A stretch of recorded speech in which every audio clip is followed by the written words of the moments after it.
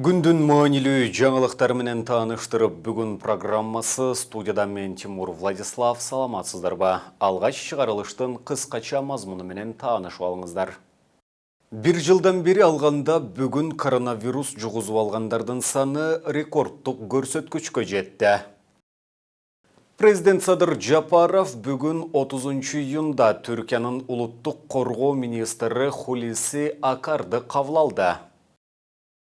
Депутаттар жалган жана анык эмес маалыматтан коргоо жөнүндө мыйзам долбоорун колдогон жок. Акыркы суткада коронавирус 1965 кишиден аныкталды. Анын 1490 учуру Бишкек шаарында катталды. Бул былтыркы жылдын июль айынан берки эң жогорку көрсөткүч. Саламаттык сактоо жана социалдык өнүктүрүү министрлигинин 30 июндагы маалыматына ылайык, соңку суткада вирустан 8 бейтап каза болду. Алардын экөө Бишкекте, 3-өө Баткенде, 1-өө Ошто жана 2-өө Ысык Көл облусунда катталды. Муну менен коронавирустун курмандыктары Кыргызстанда 2000 адамга жетти. Мурда ооруп жаткандардын ичинен 571 киши сакайып чыкты. Коронавирус пандемиясы башталгандан бери Кыргызстанда COVID-19 инфекциясын 125.003 киши жугузуп, анын 110.082си айыкты. Ушул күндөрү 11.843 киши вирус менен алышып жатат. Алардын 3.389-у ооруканаларда, 8.454 бейтап үй шартында даарыланууда. 158 бейтаптын абалы өтө оор деп бааланууда. Бүгүн 30 июнда Бишкекте жарандык коомдун 50 чакты өкүлү жалган жана анык эмес маалыматтан коргоо жөнүндө мыйзам долбооруна каршы жогорку кеңештин алдына нааразылык акцияга чыгышты. Ушул тапта Change.org платформасында документке каршы онлайн кол топтолуп жатат. Парламенттен социалдык маселелер, билим берүү, илим, маданият жана саламаттык сактоо комитети 28 июнда жалган жана анык эмес маалыматтан коргоо жөнүндө мыйзам долбоорунун макулдашылган вариантын кабыл алган. Медиаполисы институту бул долбоор тууралуу кеңири анализ жүргүзгөн. Анда документ баш мыйзамга, эл аралык келишимдерге каршы келип, адам укугун, сөз эркиндигин чектей тургандыгы белгиленген. Жогорку кеңештин 30 июндагы жыйынында жалган жана анык эмес маалыматтан коргоо жөнүндө мыйзам долбоору өтпөй калды. Парламенттеги 59 депутат макул деп добуш берсе, 38-и каршы болду. Мыйзам долбоору биринчи окуудан өтүш үчүн 61 добуш талап кылынат. Добуш берүүдөн кийин депутат Бактыбек Райымкулов айрым депутаттар адашып калганын айтып, кайра добуш берүүнү талап кылды.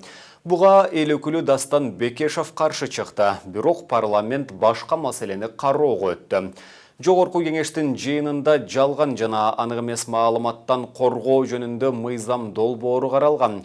Талкуунун жүрүшүндө депутаттардын арасында кайым айтышуу орун алды. Демилгечилер жана колдогондор долбоордун негизги максаты ар бир жарандын укугун коргоо жана такталган маалымат алууга шарт түзүү экендигин айтып жатышат.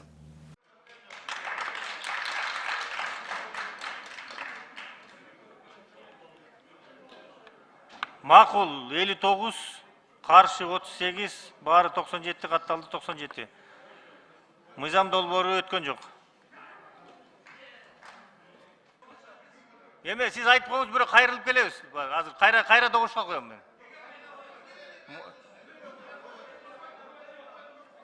3-чү микрофон. Урматтуу төрага, кай бирөөлөр укпай туура эмес басып алдык. Кайра коюп коюңуз. Нурбек Өмүрбекович, комитетке барып, ошол жерге депутаттар айтсын, адашып калдыбы, же унуп калдыбы, анын проблемасы да. Добуш бергенден всё. Өттү. Кийинки маселеге өтөлү. Комитетке барып арызданып, ошол жерде жалоп жазсын. Мен ойлойм, жогорку кеңештин депутаттарын деле ошо юротделден кем эмес квалификациясы бар болуш керек. Бул процедуралык бузууга кирбейт, анткени добуш берилди. Будан кийин кайтуу боюнча процедура жок. Жок процедура кайтып келүү боюнча. Бул мыйзамсыз болуп калат. Ошон үчүн калтырып коюңуз, Нурбек Өмүрбекович. Президент Садыр Жапаров бүгін 30 июнда Түркияның қорғау министрі Хулуси Акарды қабыл алды. Бұл туралы президенттің баспасөз қызматы білдірді. Жолғышууда аскердік техникалық чөйрөдөгү жана коопсуздук маселелериндеги эки тараптуу кызматташуунун приоритеттүү багыттары жөнүндө пикир алмашуу болду. Мамлекет башчысы дипломатиялык алакалар түзүлгөндөн бери Кыргызстан менен Түркия бардык чөйрөлөрдө кызматташууга бекем пайдубал түптөшкөндүгүн белгиледи. Жапаров баса белгилегендей, Кыргыз-Түрк мамилесинде аскердик техникалык кызматташуу өзгөчө орунду ээлейт. Анын мындан аркы кеңейишине жана бекемделишине мүмкүнчүлүктөр кенен. Анын айтымында региондогу туруксуз абалдын жана коркунучтардын өсүп жатканын эске алганда, өзгөчө Ооганстандагы кырдаалдын татаалдашкандыгына байланыштуу аскердик техникалык кызматташуу актуалдуу болуп эсептелинет. Президент Садыр Жапаровтың Түркменстанға болгон расмий сапарында кол коюлган келишимдерди ишке ашыруунун алкагында Кыргызстанда Түркменстандан жүк келди. 27 июнда Кыргыз-Түркмен экономикалык форумунун аянтчасында Кыргыз өнөр жайчылары жана ишкерлер биримдиги жана Түркменстандын өнөр жайчылар жана ишкерлер биримдигинин кызматташтыгы алкагында эки өлкөнүн ишкер чөйрөлөрү ортосунда келишимдерге кол коюлган. Жалпы суммасы 21 миллион доллардан ашуун суммага жашылча жемиш, сантехникалык буюмдарды жана азык-түлүктү жеткирүү боюнча контракт түзүлгөн. Ошондой эле келишимдин алкагында кийим-кече жана бут кийим өндүрүшү, эки өлкө ишкерлери ортосунда инвестициялык ишмердикти жана импорттук экспорттук операцияларды өнүктүрүү жаатындагы кызматташтык тууралуу чечим кабыл алынган. Көрсөтүлгөн макулдашууларга ылайык 29 июнда Бишкек шаарына Түркменабад шаарынан жүк учагы келип конду. Чүйдүн Вайын Антоновка айылындагы балдар үйүндөгү өспүрүмдүн өлүмүнө байланыштуу соттук медициналык экспертизанын корутундусу чыкты. Бул тууралуу 30 июнда облустук милиция маалымдады. Ага ылайык 13 жашар Игорь Якуниндин сабалгандыгы аныкталды. Бул фактыдан улам козголгон кылмыш ишинин беренеси денесине оор залал келтирип, этиятсыздык менен адам өлтүрүү болуп өзгөрдү. Өспүрүм 1 июнда каза болгон жана балдар үйүнүн жетекчилери трагедияны анын саламаттыгы менен байланыштырган.